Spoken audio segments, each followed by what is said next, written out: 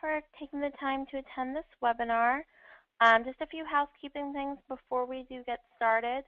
Everyone will remain on mute for the duration of the presentation, but there is a chat bar in your control panel, so feel free to chat in questions during and at the end of the presentation, and our presenter will answer questions at the end of the webinar. And just a quick little introduction about the webinar. Today's webinar is Buying Medications Online, How to Do It Safely and Affordably. We have Shabir Safdar, who's the Director of National Outreach for the Partnerships for Safe Medicines. The Partnership for Safe Medicines is a group of not-for-profit organizations and individuals that have policies, procedures, or programs to protect consumers from counterfeit or contraband medicines. I'm Elizabeth Messenger, and I'm the Director of Outreach at NeedyMeds, and this is one of our NeedyMeds special topic webinars. So before I pass it over, we are just going to do a quick poll just to get things started. So we're going to launch that poll right now. So the question is, do you know someone or have yourself ordered from an online pharmacy that said it was not in the United States? Select one of the following. So if you want to start answering that question, we'll just wait a second.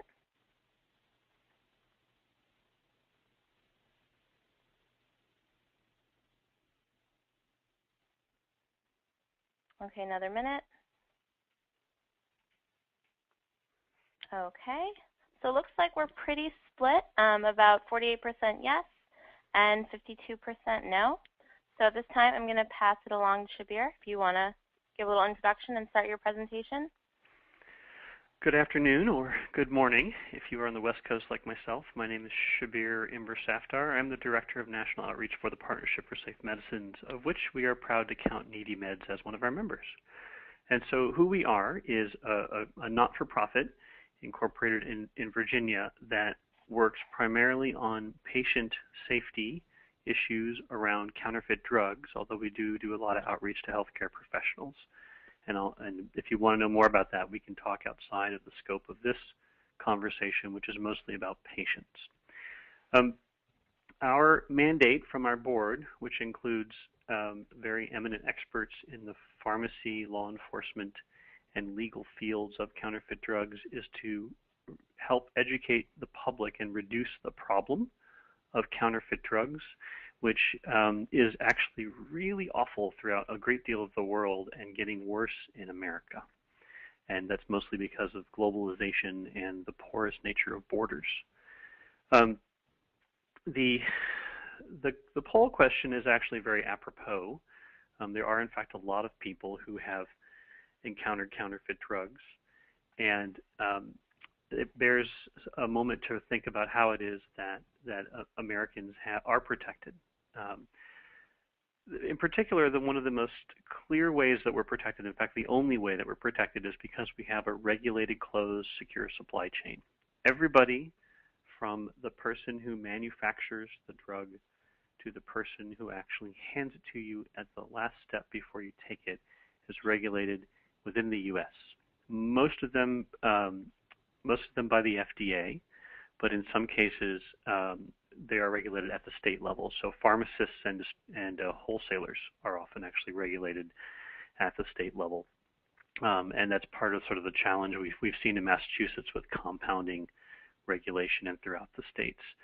Other ways in which folks are regulated include the fact that the FDA does extensive testing of medications, the fact that there are pharmacovigilance programs. If you actually have an adverse effect from a drug, what happens is you can make an adverse event report to the FDA, and they actually collect those. And additionally, there are, when you are taking a drug, there is a physician or a pharmacist or both involved in the supervision of medication choices and the dosing and the protocol.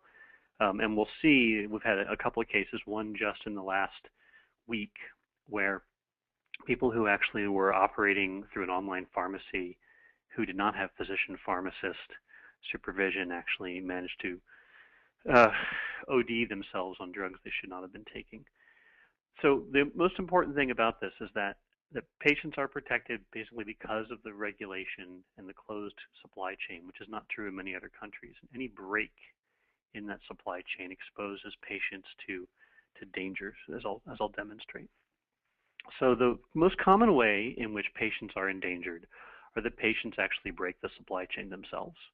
They will go online and they'll buy from a pharmacy that says they're in Canada, when in fact they usually aren't. Or they'll buy offline from a non-pharmacy, and we've seen a couple instances of those recently. We saw in the south part of the U.S., in Texas, there were fake antibiotics being sold in basically bodegas, not pharmacies. They were targeted at the Spanish-speaking market. Their printing and writing was all in Spanish, and they were not in fact antibiotics. And the problem was discovered in Texas when parents started bringing children into emergency rooms with infections that had run roughshod over their bodies. And so it is possible to both have online and offline breaks. A little less common, but unfortunately becoming more common, is we're seeing physicians who administer drugs in the office, like osteoporosis drugs or oncology drugs, actually buying from unlicensed distributors and then getting fake medication or adulterated medication. We've had a couple of incidences of pharmacists doing that and running their own online pharmacies within the U.S., which is sort of terrifying. They are in fact putting their pharmacy license at risk. And then uncommonly, but still it does happen, we've seen specific incidences where in the supply chain, you all probably remember the heparin problem of many years ago, and that is where an active pharmaceutical ingredient producer managed to get a fake drug into the manufacturing supply chain, and that made its way all the way to patients. So those are the different ways in which these problems happen. Do you want to launch that next poll, Shabir? Sure. Go ahead and launch the next poll. Okay. So we have one quick poll just to keep you all active. Can a Canadian pharmacist fill a prescription written by a U.S. physician? So please select yes or no, and if you want to begin answering that. This is a very common question that you see. Because there are so many websites claiming to be Canadian pharmacies, and of course they really aren't. They're neither Canadian nor pharmacies. They have no pharmacy license even in Canada. But one of the popular questions people say as well, it's just like driving over the border. But the fact is, and I guess we'll see from the poll results, whether or not people think Canadian pharmacists can fill prescriptions. It looks like 44% think yes, 56% think no. The answer is no. Legally, the answer is no. It's also no in the UK and many other what we would call first world nations. They are not allowed to fill prescriptions written by foreign doctors who are not licensed to practice in that country. So if you go online to a, quote, Canadian pharmacy and they ask you for your prescription from your U.S. doctor, they don't really care. They don't really need it because they're already breaking the law. They cannot actually fill that prescription. So here's an example here of buying meds online. There is a weight loss drug called Ally that was counterfeited several years ago, and instead of containing the actual product, contained sibutramine, which is a prescription-only ingredient, and it has it's a very active ingredient, and so you need to be supervised by a doctor to take it. And I think it's actually already been taken off the market. And so what this person did was he made large quantities of this fake medication, printed fake boxes, and then sold them both wholesale and retail. He sold them wholesale to lots of people who then started selling them in places like Amazon stores, on eBay, on their own fake pharmacies. And he himself, with a partner, actually had a fake online pharmacy. And they had many names, almost two-day diet shopping. And so people would buy this, and in some cases, they had lots and lots of horrible side effects that you can see at the right, because the active ingredient there does not go well with people who have the conditions that you should not be taking them for. And there's at least one person who had a pretty severe stroke, and he was an emergency room physician, so you'd think he would know better. But when people make one tiny bad judgment, they end up paying a very serious price. And the folks in this case were actually convicted in 2011. The overall population out there of online pharmacy websites is huge. And the National Association of Boards of Pharmacy does an annual review of those websites and consistently finds that 96 or 97% of those sites are out of compliance. They are either non in possession of any pharmacy license, or they pretend to be in countries they're not. It's very simple to put up a website in the Philippines that says that you are a Canadian pharmacy, and it's very hard for a consumer to tell the difference. Many of them don't actually require a valid prescription. For example, if something that says it's a Canadian pharmacy that accepts a U.S. doctor's prescription is not requiring a valid prescription. And some of them just have absolutely no basis for safety whatsoever. No pharmacy license, no licensed pharmacists, or they sell controlled substances, or they don't actually have secure connections to protect your credit card. When you get right down to it, there's only about 3 or 4% of all the websites out there that are actually licensed and legitimate and safe for U.S. consumers. And there is a way to see them, but they're not. It's not obvious. And if you just randomly go and Google Canadian pharmacy or online pharmacy, you're going to get one of these bad ones. Now, even when you actually get the drug that you order, it is still quite dangerous. And we actually saw a death in the UK just this week. This is actually from about a year and a half ago. Lorna Lambden was an EMT in the UK. She was presumably trained in how to read a physician's desk reference, and she unfortunately went online and bought a sleeping aid and got what appears to be the real thing, but it is an aid that was very sensitive to dosing and was not recommended to be taken with alcohol or with people with a potential heart arrhythmia. And she sat down with a glass of wine after a long shift and took the medication that she received, which did not have safety warnings or any pharmacist or physician oversight because it came from an online pharmacy. And she went into a coma and died.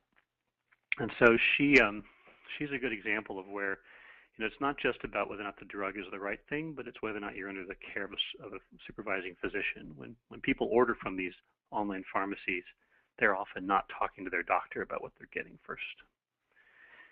There's also a lot of really, really scary bad people out there who are selling things that should never be sold without the supervision of a physician.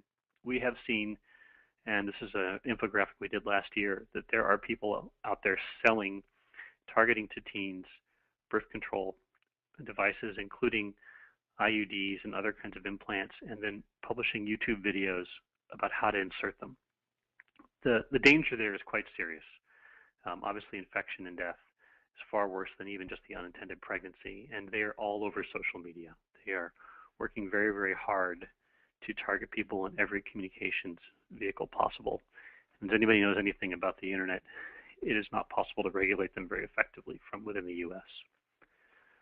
So those are patient breaks in the supply chain. There's also a number of physician breaks. In the last 2 years, the FDA has discovered and pursued a cancer drug, a fake cancer drug that found its way into the U.S. What happened was someone in Turkey made a fake version of Avastin, which is an anti-cancer injectable, often administered within a clinic setting, within a doctor's office. And then that was sold and resold a number of times to obscure its true origin until it ended up in the UK, a country that many doctors may feel safe ordering from. But in that case, even then, some of the doctors were not led to believe that that drug was coming from the UK.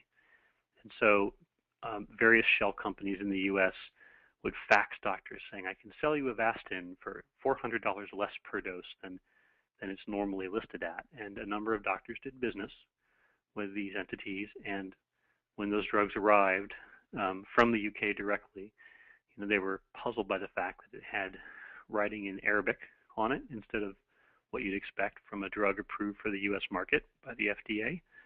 And it's not known how much of that drug ended up in patients, but they did in fact seize the material, and the FDA did test it, and it didn't have any active ingredient in it.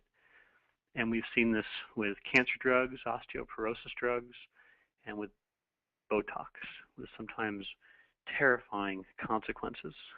You can see up there some photos of a woman who was given counterfeit Botox, and you can see below that examples of Avastin that have been seized by the FDA.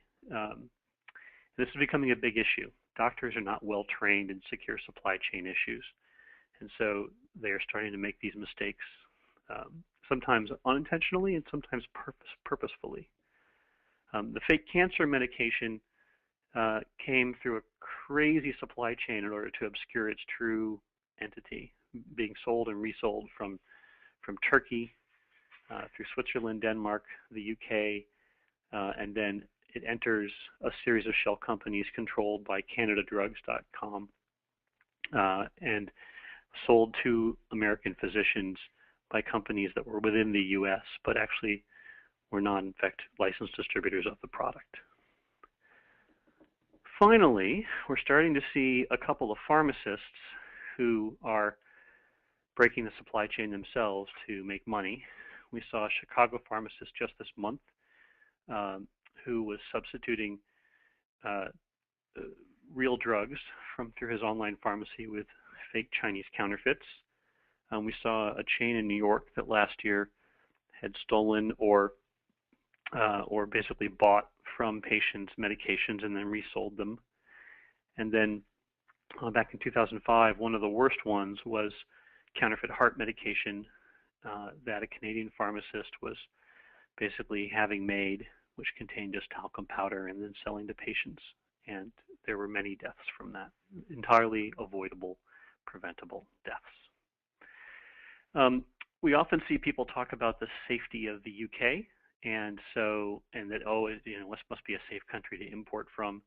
But it turns out actually that the fifth most likely country in which you will find counterfeit drugs is the UK. That is partially, and that report just came out this month, that's partially because the MHRA, which is their version of the FDA, is so aggressive about finding them, but those borders are very porous. And so they are finding because they're part of the EU, and not everybody in the EU has great governance and regulatory authority over their pharmaceutical industry, that there are drugs entering the UK through their porous borders, through parallel trade, that are then finding their way into the supply chain, and it is terrifying.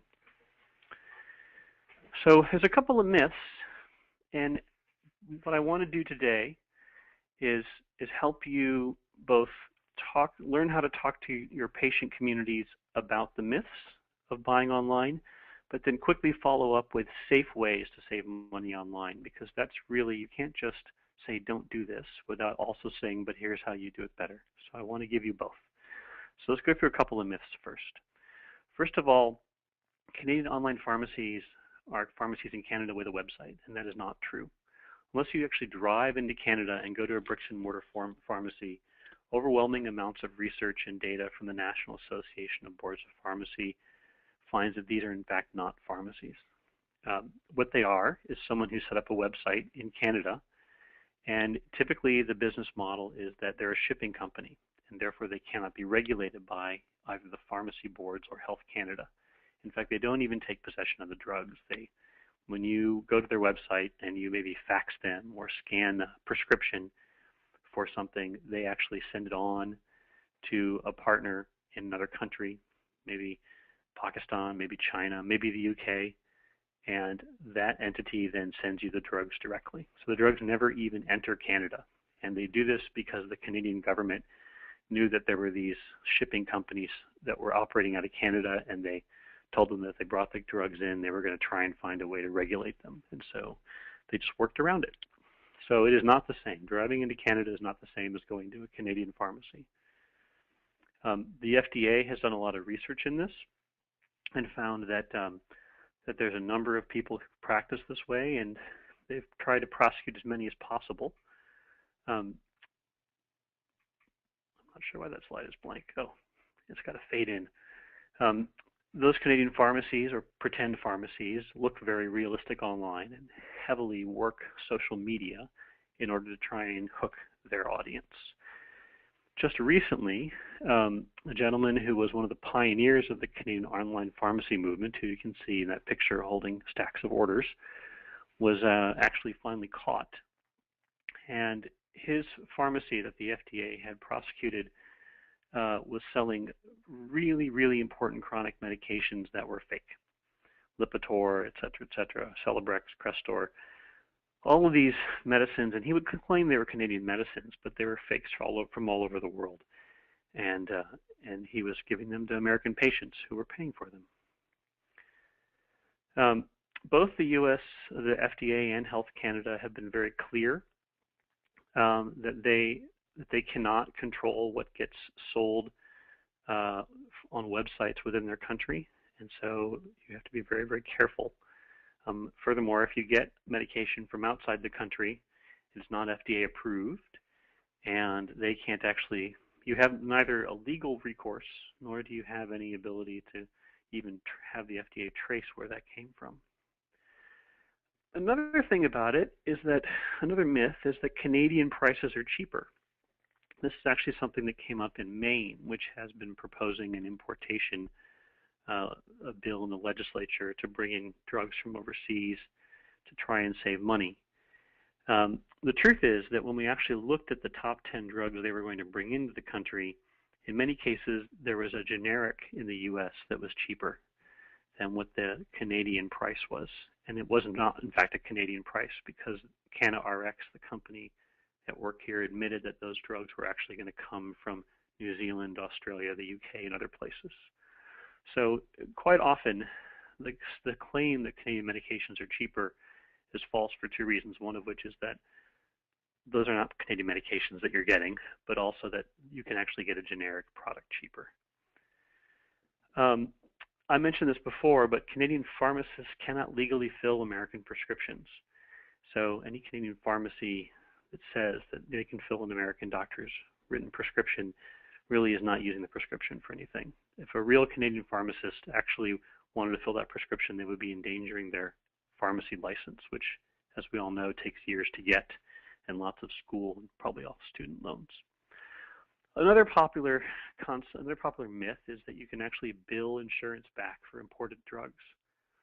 And we've seen actually a number of physicians get prosecuted by the FDA for billing Medicare back for imported drugs. It is illegal to do that. And while they probably won't necessarily prosecute an individual patient, they certainly are prosecuting medical practices and physicians. So where do these fake pharmacies get their medications? They get them from all over the world. It's remarkably easy to make medication, to make realistic-looking pills. The folks at Pfizer, who actually are very aggressive about busting fake labs around the world, sent us these photos. The one on the left is a lab in which they were making Lipitor, which is what they found in that bucket. And on the right, they were just doing some common unsterile sterilization of bottles that they were then going to put an antibiotic in. And they had all sorts of labels on them. They were presumably going to peel them off and put a new set on. There are very, very few security features that you can use to try and spot a fake drug. Here are a couple of examples. You can see on the left and right authentic and fake Lipitor. They look virtually identical. Another number of examples you can see on the right, where the approved versus the counterfeit medications. These things are too good a fake for even pharmacists to look at them and tell the difference. They have to go to a lab. And quite often when they find them in a lab and they actually find the fakes actually contain a trace amount of the real active pharmaceutical ingredients. So what they'll do is they'll take a batch of Lipitor, for example, and grind it up and then make 3 batches from it. And there's a great profit margin in that. And you can do a sort of superficial testing and find that it contains the active ingredient, but if you actually dig down, it doesn't contain enough of the actual ingredient to help you. We've seen this with lots and lots of drugs. There's probably no drug that has not had a counterfeit incident. We just saw some Adderall, some fake Vicodin. There's just a ton of fake tablets out there. They're indistinguishable from the real thing, complete with bubble packs. Bubble packs are one of the easiest things that they seem to fake. So once you've got someone's attention and you've got a patient who understands that that is a dangerous thing to do, to order from an online pharmacy, how do you tell them to save money? Because they're not doing it because they want to endanger themselves. patients are going to order from these pharmacies because they want to save money. So there's a couple of ways to do it. If the patient is in the doctor's office, which is not a perfectly safe space because of the stories I've told you, patients can ask to see the delivery vials. Quite often these things, especially for injectables, are delivered in bottles that may even be 1 unit of use, but either way they're going to have a lot number on it. In the Avastin case, the products actually had writing in Arabic, which you will never see for an FDA-approved drug. And so that you can take your camera phone, take a picture of it, take a look at the lot number, record that, if it's a bottle, bag, or some other unit, and see if you can keep a record of it. You can trace the lot number. That's in fact how many counterfeits are found. You can also simply pay attention to the effects of the drug. In the case of the weight loss drug Ally, I actually spoke to a woman who in Southern California who bought her a dose on eBay and noticed that she was having some very, very odd side effects, and she stopped taking it and then went to her normal pharmacy. She usually goes to a Costco, and bought a new batch and then compared the two. And she said, once I actually had what I knew was probably real side by side with the fake, I could tell immediately. So looking for therapeutic failure, while it's very hard to spot, is another good way of spotting a counterfeit and keeping yourself safe. And frankly, if you're having therapeutic failure or weird side effects, you're going to want to talk to your doctor anyway. Another way, which I'm sure you're all familiar with, of course, is to work with NeedyMeds.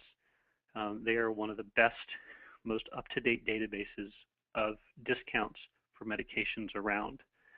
And so I will talk to you more about that. I think it's great. We love them as a member. Another thing to do is to shop around online. Now, there are web pharmacies that have been reviewed to ensure that they have American pharmacy licenses and have been inspected. And the National Association of Boards of Pharmacy does that. And those 3 or 4% that are safe, those are safe to purchase from. And so they carry a special program called the VIPS seal for Verified Internet Pharmacy Practice that you can use to tell people to look for when trying to figure out a safe pharmacy. And so we just did this last year. My wife actually, 2 years ago, my wife actually does take Advair. And so I asked her to look at a number of asthma drugs online and then look at the price difference. And you can see by looking at these different places that the price difference was significant. So over a year, if you're taking that Advair Discus 150, depending on where you bought it, you could save, $1,300 on your dosing for a year. So you can still get the savings of comparison shopping online without actually endangering yourself by only picking pharmacies with the VIPS seal.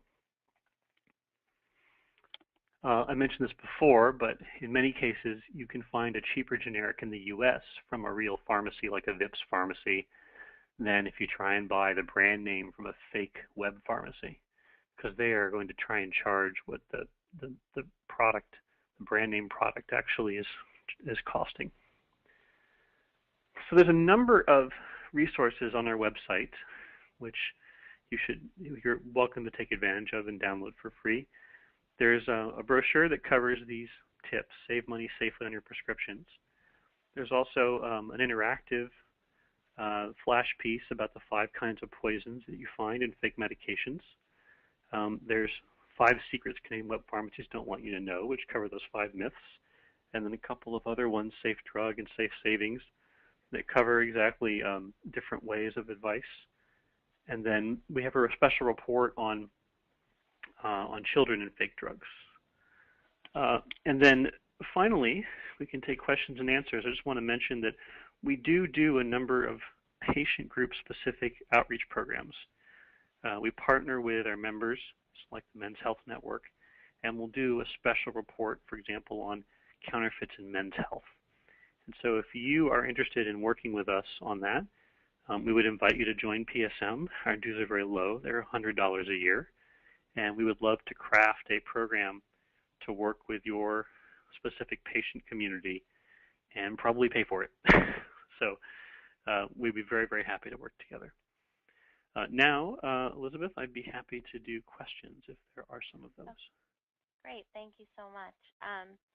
So we did have a few questions come in, just a few basic things. We will have, you'll get an email with a link to a place where you can download the PowerPoint, and this webinar was recorded, so we'll have that up on our website probably within a week or so you can check back to our website or our YouTube page for the video. So if you do want to start typing in questions, we can do a few. There's a question about whether if you're traveling abroad and you need a prescription, can you call your U.S. doctor for a temporary refill? How does that work? Well, so that's a really good question. You've got two problems there. The one of which is you have to find a valid prescription, and the second of which is you have to find a place that you trust that is a valid pharmacy. And yes, I believe that your doctor will be happy to write you a temporary prescription for a refill if your doctor doesn't dislike you for some reason. The harder question is to figure out what is a valid pharmacy. And usually I recommend that people who are traveling try and go to a hospital to fill a prescription, because they're going to be the most likely to be best regulated in a country in which you're not sure if everybody who's selling medication is properly regulated. In India, for example, I would never buy a prescription anywhere except a hospital, and even then I would be a little bit careful about what I got, because the counterfeit problem is very significant in India and in China. But if you're going to find the best regulated place you're going to find who's going to be the most careful about what they dispense is going to be in a hospital. Okay, thank you. There's a question about whether you're breaking the law if you buy legal drugs outside the country. So there is, yes, in most cases you are breaking the law. There is an exception for personal importation of medication from outside the country, but it is not as broad as people think.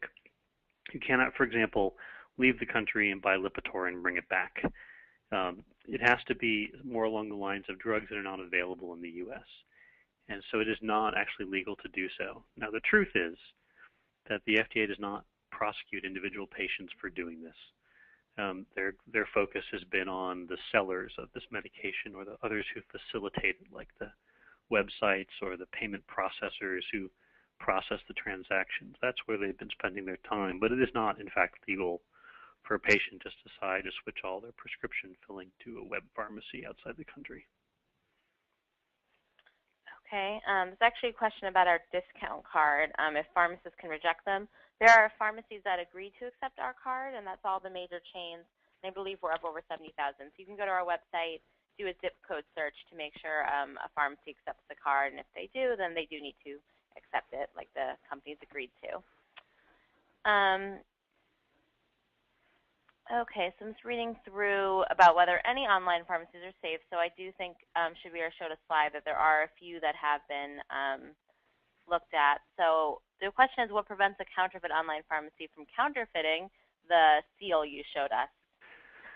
That's a really good question. So when you work in the international space and you realize that not everybody cares about U.S. laws, people that do seal programs like this work on the basis of trademark and copyright. So the VIP seal is trademarked and copyrighted, but I think it's the trademark that actually works better. And they tend to shut these organizations down through that method. However, a really good way of shopping safely is to actually go to that website, vips.info, where they have the list of all of the licensed VIPS pharmacies, and so you can do your shopping from there. So when we do our comparison charts, trying to figure out where to get what the price range and difference is of ad bearer from different online pharmacies, that's how we do it. We actually go to vips.info and we pull all the pharmacies and go ahead and surf to there from that list, as opposed to just randomly Googling VIPS pharmacy, in which, yeah, you might find someone who's faked the seal. Okay, thank you. Another question coming in. So the question is, are many of the drugs that we're prescribed in this country actually made in other countries anyway? How safe is the supply that we get from our own pharmacies? So instances of counterfeits in the secure supply chain in licensed pharmacies in the U.S. are very, very rare. They're rare enough that I would say that you're nearly perfectly safe in the sense that nothing in life is ever perfectly safe. But if you are going to encounter a counterfeit drug in your life, it is not going to be through a registered and licensed pharmacy. Many of the products that we take and use every day are made in other countries, and that includes pharmaceuticals. However, the manufacturers of those pharmaceuticals are inspected by the FDA. Now, the frequency with which they're inspected is a popular topic of debate amongst policymakers and in Congress. But if you are a major manufacturer and you've got a factory, let's say in China, that factory has to be inspected by the FDA. It cannot, and it's under regulatory authority by the FDA. So whether or not it's in the U.S., they are in fact regulated by the FDA and inspected by them.